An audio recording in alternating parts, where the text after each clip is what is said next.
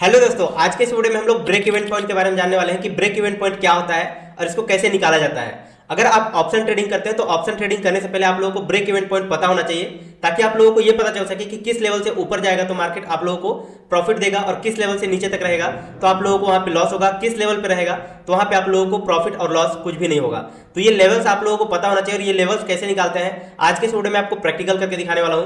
तो अगर आप भी जानना चाहते हैं तो ये वीडियो पूरा एंड तक देखना, कहीं पे भी स्किप मत करना। तो चलिए आज का वीडियो स्टार्ट करते हैं। तो चलिए दोस्तों, सबसे पहले हम लोग ये समझ लेते हैं कि ब्रेक इवन पॉइंट होता क्या है। इसके बाद हम लोग ब्रेक इवन पॉइंट को कैलकुलेट करना सीखेंगे। तो ब्रेक इवन पॉइंट किसको बोलते हैं, इसको समझने के लिए हमने एग्जांपल के लिए लेकर के चला है 22,400 का कॉल ऑप्शन, जिसका प्रीमियम अभी 193 रुपए चल रहा है। ऑप्शन चेन के अंदर भी आप यहाँ पर देख सकते हो। और अभी निफ्टी 50 22,456 पे चल रहा है। निफ्टी 50 के मूवमेंट के साथ हमारे प्रीमियम का भी चार्ट मूव करता है। अगर निफ्टी 50 ऊपर जाएगा तो हमारे कॉल साइड के प्रीमियम का चार्ट भी ऊपर जाएगा, और निफ्टी 50 अगर नीचे गिरता है तो कॉल का प्रीमियम भी हम लोगों का नीचे की तरफ गिरेगा। लेट्स से एग्जांपल के लिए 193 रुपए के प्राइस पे हमने क्या किया, इस प्रीमियम को बाई कर लिया। अब अगर निफ्टी 50 ऊपर जाता है तो हमारा प्रीमियम का प्राइस भी ऊपर जाएगा और हम लोगों को प्रॉफिट होगा। निफ्टी 50 अगर नीचे गिरता है तो हम लोगों को यहाँ पे प्रीमियम के भी अंदर लॉसेस देखने को मिलेंगे, क्योंकि प्रीमियम का प्राइस भी नीचे गिरेगा। लेकिन अगर निफ्टी 50 यही आसपास में कंसोलिडेट करता है और धीरे धीरे यहाँ आसपास में रहता है तो कहीं ना कहीं हम लोग यहाँ पे ब्रेक इवेंट पॉइंट पे ही रहेंगे, क्योंकि हम लोगों को यहाँ पे कोई भी प्रॉफिट या फिर कोई भी लॉसेस नहीं होंगे। तो जहाँ पे नो प्रॉफिट नो लॉस वाला सिचुएशन होता है उस वाले पॉइंट को हम लोग बोलते हैं break even point. Let's example के लिए इस प्राइस पे आपने बाय किया, प्राइस ऊपर गया प्रॉफिट हुआ, प्राइस नीचे आया लॉस हुआ, ऊपर गया प्रॉफिट हुआ, फिर नीचे गया लॉस हुआ, और लास्ट में यहीं पे क्लोज कर देता है। इस वाले पॉइंट पे अगर मान लो अगर आप आ जाते हो तो इस वाले पॉइंट को हम लोग क्या बोलते हैं, ब्रेक इवेंट पॉइंट। यानी कि यहाँ पे नो प्रॉफिट नो लॉस वाली सिचुएशन हो जाती है। यहाँ से अगर प्राइस नीचे की तरफ गिर रहा है और यहाँ पर भी अपने पोजीशन को आप काट देते हो, इसका मतलब आप ब्रेक इवेंट पॉइंट पे अपने पोजीशन को एग्जिट कर रहे हो। अगर प्राइस नीचे आया हुआ है, लॉस हुआ है और ऊपर की तरफ जाता है, यहाँ पर आप अपने पोजीशन को एग्जिट कर देते हो, तो आप ब्रेक इवेंट पॉइंट पे हो। यहाँ पे आपको ना प्रॉफिट हो रहा है ना लॉस हो रहा है, अगर आपने यहाँ पे अपने पोजीशन को एग्जिट किया है तो आई होप आप लोगों को ये समझ में आ गया होगा कि ब्रेक इवेंट पॉइंट हम लोग किसको बोलते हैं। जहाँ पे हम लोगों को कोई भी प्रॉफिट या कोई भी लॉसेस नहीं होते हैं, ऐसे पॉइंट को ब्रेक इवेंट पॉइंट बोला जाता है। अब देखिए, ऑप्शन ट्रेडिंग अगर आप करते हो तो ऑप्शन ट्रेडिंग के अंदर होता क्या है, अगर निफ्टी 50 मान लो ऊपर की तरफ गया, प्रीमियम भी ऊपर की तरफ जाएगा, लेकिन वापस जब निफ्टी 50 नीचे की तरफ गिरेगा और इसी लेवल पर आ जाएगा तो इस प्रीमियम का प्राइस कहीं ना कहीं इस लेवल से नीचे की तरफ आ चुका होगा।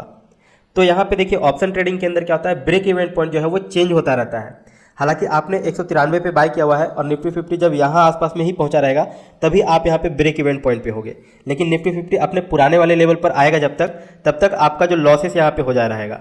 यानी कि ब्रेक इवेंट पॉइंट कहीं ना कहीं प्रीमियम का चार्ट जो है वो ऑप्शन यहाँ पे जो पेरेंट चार्ट होता है निफ्टी 50 का, उसके साथ एडजस्ट मूव नहीं करता है, क्योंकि यहाँ पे जो थीटा डी के होता है, जो टाइम डी के होता है, उसकी वजह से प्रीमियम जल्दी गिरते हैं। तो थीटा के बारे में अगर आप लोगों को नहीं पता है या फिर ऑप्शन ट्रेडिंग के अंदर ये टाइम डी के क्या होता है, अगर आपको इसके बारे में नहीं पता है तो इसके ऊपर हमने एक ऑलरेडी डिटेल वीडियो बनाया हुआ है, उसका लिंक आपको डिस्क्रिप्शन में मिल जाएगा, उसको जरूर चेकआउट कर लीजिएगा, जिससे आपको समझ में आएगा कि थीटा क्या होता है। अब यहाँ पे आप लोगों को ये तो समझ में आ गया कि ये जो प्रीमियम का प्राइस है वो अलग अलग मूव करता है इस निफ्टी 50 के मूवमेंट के साथ। यानी कि कहीं ना कहीं हमारा जो ब्रेक इवेंट पॉइंट होता है इस निफ्टी 50 के पेरेंट चार्ट के हिसाब से कहीं ना कहीं चेंज होता रहता है। तो निफ्टी 50 किस लेवल पे रहेगा या किस प्राइस पॉइंट तक जाएगा तो हम लोग ब्रेक इवेंट पॉइंट पे होंगे, ना हम लोगों को प्रॉफिट होगा ना लॉस होगा। किस लेवल से मार्केट ऊपर की तरफ जाएगा तो हम लोगों को प्रॉफिट होगा, किस लेवल से मार्केट नीचे की तरफ जाएगा तो हम लोगों को लॉस होगा। ये चीज को समझने के लिए सबसे पहले आप लोगों को इंट्रिंसिक वैल्यू को समझना पड़ेगा कि इंट्रिंसिक वैल्यू क्या होता है। अब देखिए, कोई भी जो प्रीमियम होता है, जैसे यहाँ पे 193 रुपए का आपको प्रीमियम दिखाई दे रहा है, हर एक प्रीमियम के ऊपर क्या होता है, intrinsic value plus time value. ये दोनों के दोनों चीजें हर एक प्रीमियम के अंदर होते हैं, जो भी इन द मनी के अंदर होते हैं, राइट। जैसे कॉल साइड की बात करें तो कॉल साइड के अंदर ये वाला जो है वो इन द मनी है, ठीक है, आईटीएम के अंदर है। तो इन द मनी वाले प्रीमियम के अंदर क्या होता है, इंट्रिंसिक वैल्यू भी होता है और टाइम वैल्यू भी होता है। और जो आउट ऑफ द मनी के ऑप्शंस होते हैं, जैसे कॉल साइड का ये वाला सारा का सारा आउट ऑफ द मनी हो गया, तो इसके अंदर पूरा का पूरा टाइम वैल्यू होता है। इंट्रिंसिक वैल्यू क्या होता है, जीरो होता है, और टाइम वैल्यू पूरा का पूरा होता है, ठीक है। सेम इसी तरह से पुट साइड में भी देखेंगे तो यहाँ पे सिर्फ और सिर्फ टाइम वैल्यू होगा, और यहाँ पे क्या होगा, intrinsic value IV plus time value, ये दोनों के दोनों यहाँ पे होते हैं। यानी कि जो इन द मनी का ऑप्शन होता है उसके अंदर आईवी और टीवी दोनों होता है, और आउट ऑफ द मनी के अंदर सिर्फ टाइम वैल्यू होता है। और एटीएम यानी कि एट द मनी, एटीएम पर क्या होता है, जैसे अभी इसका स्पॉट प्राइस चल रहा है 22,475.85, तो इसका एट द मनी क्या होगा, इसके नियर वाला स्ट्राइक प्राइस यानी कि 22,500। तो ये वाले लेवल पे क्या होगा, ये वाला हमारा एट द मनी हो जाएगा, और इसको हम लोग बोलेंगे एटीएम, ठीक है। और एटीएम पे क्या होता है, इंट्रिंसिक वैल्यू जीरो होता है।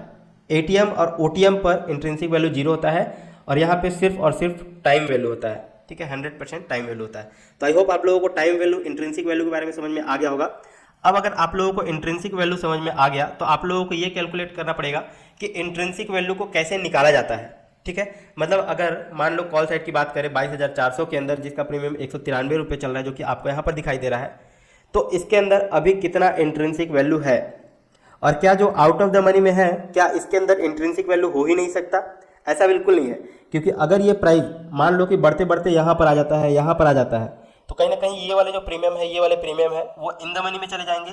और जैसे ये इन द मनी के अंदर जाएगा, इसके अंदर इंट्रिंसिक वैल्यू ऑटोमेटिक आ जाएगा। तो इंट्रिंसिक वैल्यू को कैसे कैलकुलेट करते हैं, इसका एक फॉर्मूला है, मैं आप लोगों को बता देता हूं। अगर आप कॉल साइड के लिए इंट्रिंसिक वैल्यू निकालना चाहते हो, ठीक है, IV, तो आप इस फॉर्मूले को लिख लीजिएगा। CMP का मतलब होता है करंट मार्केट प्राइस, इसको लिख लीजिएगा माइनस स्ट्राइक प्राइस। अगर आप करंट मार्केट प्राइस से स्ट्राइक प्राइस को माइनस कर दोगे तो जो भी वैल्यू आएगा वो आपका इंट्रिंसिक वैल्यू होगा। लेट से अभी 22,475 चल रहा है, करंट मार्केट प्राइस 22,475 चल रहा है, माइनस कर दो भाई, ये वाले के अंदर अगर आपको इंट्रिंसिक वैल्यू निकालना है तो 22,400 माइनस कर दो, ठीक है, 22,400 माइनस कर दोगे तो कितना आएगा, टोटल 75 आएगा। यानी कि अभी इस सिचुएशन में इस वाले स्ट्राइक प्राइस के अंदर, ये वाले प्रीमियम के अंदर क्या है, इंट्रिंसिक वैल्यू 75 रुपये है। और 193 रुपये में से 75 माइनस कर दोगे तो जो भी वैल्यू आएगा निकल करके वो आपका क्या हो जाएगा, टाइम वैल्यू हो जाएगा। तो आई होप आप लोगों को टाइम वैल्यू, इंट्रिंसिक वैल्यू के बारे में समझ में आ गया होगा किस तरह से आप लोगों को यहाँ पे इंट्रिंसिक वैल्यू निकालना होता है। अब ये तो मैंने आप लोगों को कॉल ऑप्शंस के अंदर बता दिया। अगर आप लोगों को पुट ऑप्शंस यानी कि पुट साइड में अगर आप लोगों को निकालना होगा कि इसके अंदर इंट्रिंसिक वैल्यू कितना बचेगा, तो उसको आपको कैसे कैलकुलेट करना है, सिंपली इसके लिए आपको क्या करना है, स्ट्राइक प्राइस को माइनस कर देना है CMP यानी कि करंट मार्केट प्राइस से।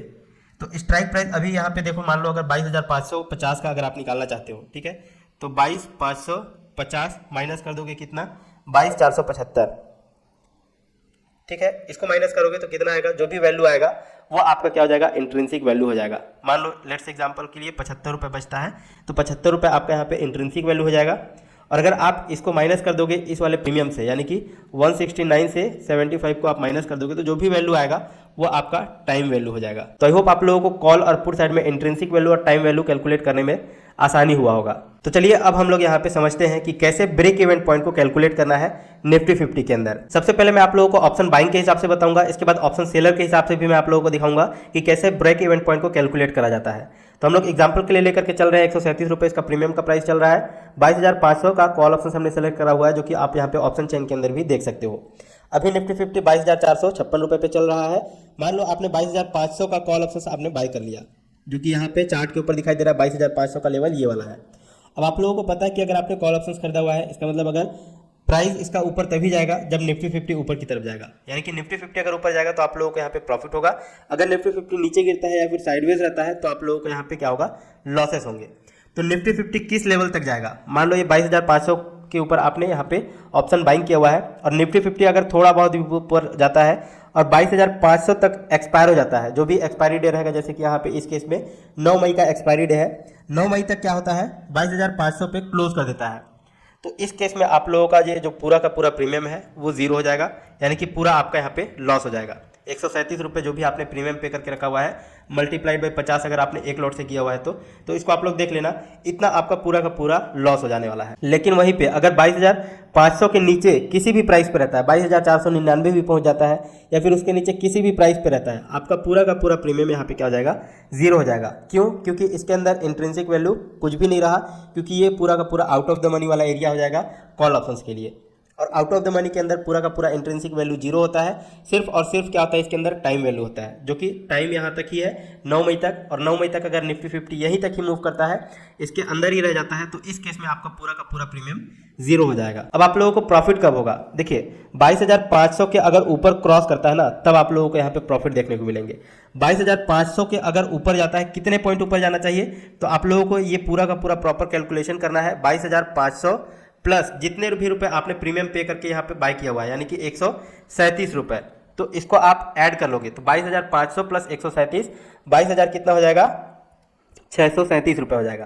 तो 22,637 मतलब लगभग यहाँ के आसपास के ऊपर अगर निफ्टी 50 जाता है तभी आप लोगों का प्रॉफिट होगा। मतलब 22,637 तक भी अगर मार्केट क्लोज कर देता है एक्सपायरी के दिन, तो आप लोग यहाँ पे ब्रेक इवेंट पॉइंट पे रहोगे, ना प्रॉफिट होगा ना लॉस होगा अगर इस लेवल तक चला जाता है। तो इसके ऊपर जाता है मार्केट, तो जितना ऊपर जाएगा उतना आपको प्रॉफिट होगा। और मार्केट ऊपर की तरफ कितना भी मूव कर सकता है, जितना ऊपर मूव करेगा उतना ज़्यादा आप लोगों को प्रीमियम मिलेगा। लेकिन आपका ब्रेक इवन पॉइंट क्या होगा, 22,637 रुपये होगा। अगर आपने 137 रुपये प्रीमियम दे करके रखा हुआ है 22,500 के स्ट्राइक प्राइस पे, तो आप लोगों को कैलकुलेट कैसे करना है, स्ट्राइक प्राइस आप लोगों को प्लस कर लेना है और साथ ही साथ आपने जितना प्रीमियम पे करके रखा हुआ है, कितने रुपये पे आपने बाई किया हुआ है, वो एवरेज प्राइस आपको ऐड कर लेना है। उसके ऊपर अगर निफ्टी 50 निकलता है तो आप लोगों को प्रॉफिट होगा। इस लेवल तक आप लोगों को यहाँ पे क्या होगा, ब्रेक इवन पॉइंट होगा। और इसके नीचे रहता है तो आप लोगों को यहाँ पे कहीं ना कहीं लॉसेस होंगे। और अगर 22,500 या 22,500 से अगर थोड़ा भी नीचे आ जाता है तो पूरा का पूरा प्रीमियम आपका जीरो हो जाएगा। आई होप आप लोगों को ये ऑप्शन बाइंग के केस में समझ में आ गया होगा कि कैसे आप लोगों को ब्रेक इवन पॉइंट कैलकुलेट करना होता है। तो चलिए अब हम लोग समझते हैं कि ऑप्शन सेलर के हिसाब से ब्रेक इवन पॉइंट कैसे कैलकुलेट करेंगे और कौन सा ऑप्शन सेलर के लिए ब्रेक इवन पॉइंट होगा। देखिए, break even point option buyer और ऑप्शन सेलर के लिए दोनों के लिए सेम होगा, क्योंकि अगर आप लोग देखोगे कि ऑप्शन बायर को अगर प्रॉफिट और लॉस नहीं हो रहा है तो ऑप्शन सेलर को भी क्यों प्रॉफिट और लॉस होगा। यानी कि देखिए, मार्केट के अंदर ना दो तरह के लोग होते हैं, एक होता है ऑप्शन बायर और एक होता है ऑप्शन सेलर। अगर बायर को प्रॉफिट हो रहा है तो सेलर को क्या होगा, लॉस होगा। अगर बायर को लॉस हो रहा है तो सेलर को क्या होगा, प्रॉफिट होगा। लेकिन देखिए, यहाँ पे बायर जो होता है, ऑप्शन बायर, वो सिर्फ प्रीमियम पे करता है और ये जो ऑप्शन सेलर होता है इसको प्रीमियम रिसीव होता है। तो ऑप्शन सेलर का जो प्रॉफिट होता है वो लिमिटेड होता है और लॉस जो होता है वो अनलिमिटेड होता है। ऑप्शन बायर्स के लिए प्रॉफिट अनलिमिटेड होता है और लॉस जो है वो लिमिटेड होता है। तो ये दोनों चीज़ों को आप लोगों को समझना है। एंड जो ऑप्शन बायर्स यहाँ पे लॉस करेगा वही इसका प्रॉफिट रहेगा। तो ऑप्शन सेलर के लिए ब्रेक इवन पॉइंट कैसे कैलकुलेट करना है, सेम वही मेथड रहेगा जो ऑप्शन बायर के हिसाब से आपने कैलकुलेट करा हुआ था। लेट से अभी 137 रुपये इसका प्रीमियम चल रहा है, 22,500 का स्ट्राइक प्राइस सेलेक्ट करके किसी ने ऑप्शन सेलिंग कर दिया, 22,500 का ये वाला लेवल हो गया। अगर 22,500 के लेवल तक अगर मार्केट क्लोज कर देता है एक्सपायरी डे तक, तो इस केस में जो ऑप्शन सेलर रहेगा उसको पूरा का पूरा प्रीमियम रिसीव हो जाएगा। 137 रुपये जो आप देख रहे हो यहाँ पे, 137 रुपये मल्टीप्लाइड बाय 50 रुपये, जो भी मान लो अगर एक लोट कोई बाई सेल कर रहा है तो इसका कितना हो जाएगा, 6850 रुपये। तो इतने रुपए का मैक्सिमम प्रॉफिट एक ऑप्शन सेलर को हो सकता है अगर वो एक लॉट से यहाँ पे काम करता है। एक लॉट अगर यहाँ पे बेचता है, सेलिंग करता है, तो 137 रुपये के हिसाब से 6850 रुपये का प्रॉफिट होगा। अगर मान लो 22,500 के लेवल तक मार्केट रहता है, उसी लेवल तक एक्सपायरी तक क्लोज कर देता है, तो पूरा प्रीमियम जीरो हो जाएगा और पूरा प्रीमियम किसको मिल जाएगा, ऑप्शन सेलर को मिल जाएगा, राइट। तो ये ऑप्शन सेलर का प्रॉफिट है।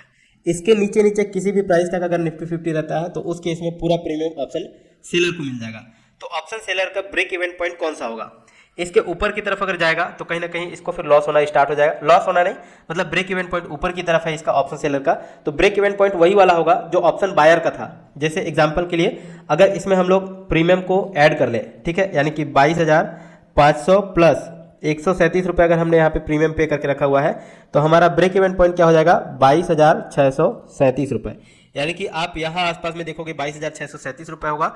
तो अगर मार्केट इस वाले लेवल तक पहुँच जाता है, ठीक है, तो जो ऑप्शन सेलर है उसको कोई भी प्रॉफिट, कोई भी लॉसेस नहीं होंगे अगर 22,637 रुपये पर जाकर के मार्केट क्लोज कर देता है एक्सपायरी के दिन। अगर इसके ऊपर मार्केट निकलता है तो इस केस में ऑप्शन सेलर को क्या होगा, लॉस होगा। और कितना लॉस होगा, जितना ज़्यादा मार्केट ऊपर की तरफ जाएगा उतना ज़्यादा लॉस होगा। और अपर लिमिट कोई भी नहीं है, इसलिए बोला जाता है अपर साइड में मार्केट कितना भी मूव कर सकता है और ऑप्शन सेलर को अनलिमिटेड लॉसेस यहाँ पे हो सकते हैं। तो ये हो जाता है ब्रेक इवन पॉइंट कैलकुलेट करने का नियम, जिसमें आप लोगों को क्या करना है, सिंपली स्ट्राइक प्राइस, जिस भी स्ट्राइक प्राइस पे आपने बाई किया हुआ है उसको प्लस प्रीमियम को आपने ऐड कर देना है। और एक्सपायरी तक अगर मार्केट उस लेवल तक जाता है तो ऑप्शन सेलर का ब्रेक इवन पॉइंट ये वाला होगा। और ऑप्शन बायर के केस में क्या होगा, break even point, option buyer के केस में भी सेम यही ब्रेक इवन पॉइंट होगा।